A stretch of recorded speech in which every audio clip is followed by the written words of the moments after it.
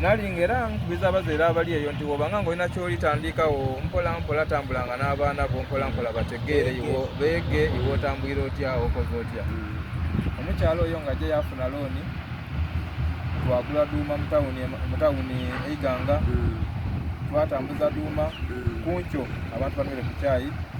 Ku ssaawa 7 twatambuza fakedo abantu bafuga ekyomusana. Ku ssaawa 12 ng'awo ku ssaawa 12 alina otambuza amata abantu ge banaanwa caayi ekyaigulo. Nze tyakulira makono soft life nkulye mu bulamu bwene obwetaagisa omwana okupitamu yena ayandika beere ayandika egombye enganzi nga kayita lituuka ssaawa ndala. Ku ssaawa endala ndagaana amazzi okalanga amaido. Abatamiivu ab'amalwa balina amaido. Omukyalo wa bizinensi awo ku ssaawa endala ntambula kubaala munalyako amakalange munalyako amaido munalyako amakalange naira waka wenja mu kyalo ya muzeeyi ssaawa era ekyasinga nga ekitaano nesanga eno mu kyalo kayire nga nja mu kyalo muzeeyi kayire ssaawa 9 gwabwire musuke mujje mulime. Ssaawa 9 gwabwire osuke ojje olime. Ssaawa 12 kitundu muviire ku kulima muize waka munabyeku idukiro olina okujja ku isomero ate olina okujja amaadi shift yiyo okujja amaadi weba yakunaza bintu yiyo okunaza ebintu idukira ku isomero yogiire olina yona batumye ekyeyo kale n'obwo obulamu bwe natambulira mu nze ntayambala ku ngaito kusoma kwange obwo obulamu tyabulimu okunti naye musana gwando kya bigere ntyo bwe ntambwire mu bulamu bwange. Buti tubaire gale nti okukyukakyuka okukukyusakyusa amasomero agasatu kyavanga kuki? Nze mwene Mpwitu nali mukuku empwitu era ndowooza ndidukira yantuma kyeyamaani yali nimesisa makoma yali asomesa English ngaki naye andeta kyeyamaani ngaabo nanga ngembanga ndogeire ekintu nibaana bananga bakisalawo bakita mu nkola yantumira kubusobe primary school ati eyo kyeyamaani era nga banta ku isomero kyeyamaani ng'obali mu kyakuno kweta kyeyamaani P4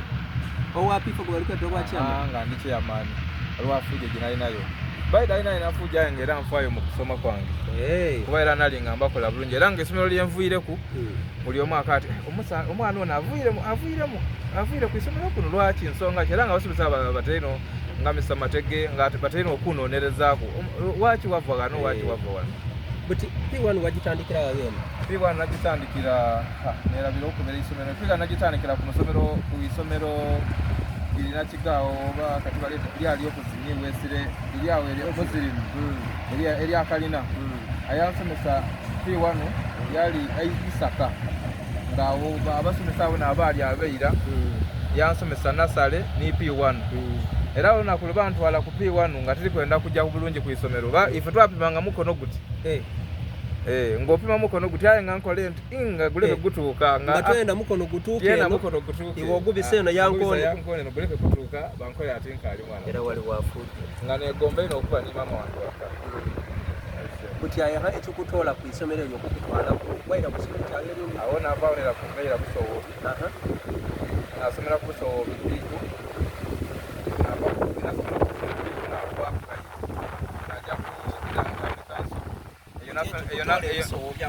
wazira nze mwene kwenda ng'owuna bwakutaka oti mama leero tikayenda mama wange yali ambesinga mutogo ate kali baba yena ayenda mbekuwa mukyalo kati nga ngembeere mba ye mama wembe eno oba ye baba kati nga nzikiri gye ndi okusalawo oyo okutawuni kanso kyalangaalaku navaako era nakavule nasomera nakavule P3 ni P4 enavuye nakavule awo nakoba nti aye ngankuzeemu ngankuze neera kayire Busowo gendera Busowo betyasoma nze tyasoma ku kyakutaano era nza lipooti ya kyakutaano no lwaki tuwasoma kyakutaano natuka olunaku nasookera lweno ekyokutaano nti okuyingiramu mwali mu Mr. Adam nga yambona ati kayire ono wekyedwaize yansimisa ekiswa nakanti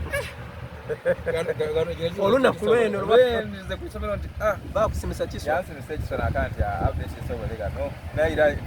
nava mu kibiina kye najja mu kyomukaaga olunaku lwe wajja mu P5 baakusimisa kiswa wava mu kibiina ekyo wajja mu kyomukaaga. Kati bwebukeera kuncho bambuuza kairi weza mu kyamukaaga nti nalimbisa nga nakoze ki nga neerabire tuwe ripooti kyabaga n'atyama mu kyomukaaga era omusomesa class teacher yali Mr. Waigolo yambuuza ati ate iwe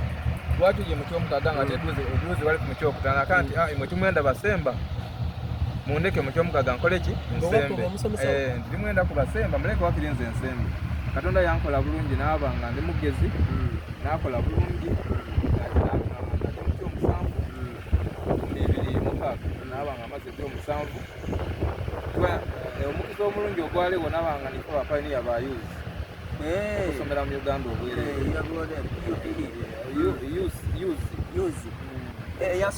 secondary nifo abasandika nifo abali bapayiniya ba youth batandika okusomera mu secondary okusomera obwereere wajja ku isomero ki mu secondary Nakigo secondary school olunaku olwasooka okujja ku musiniya olunaku olwasooka okujja mu siniya naabo nange obulamu bundi kyokka bwe ntuuka mu siniya yona challenge nayagaana kairi abaana abali mu siniya tu kairi nga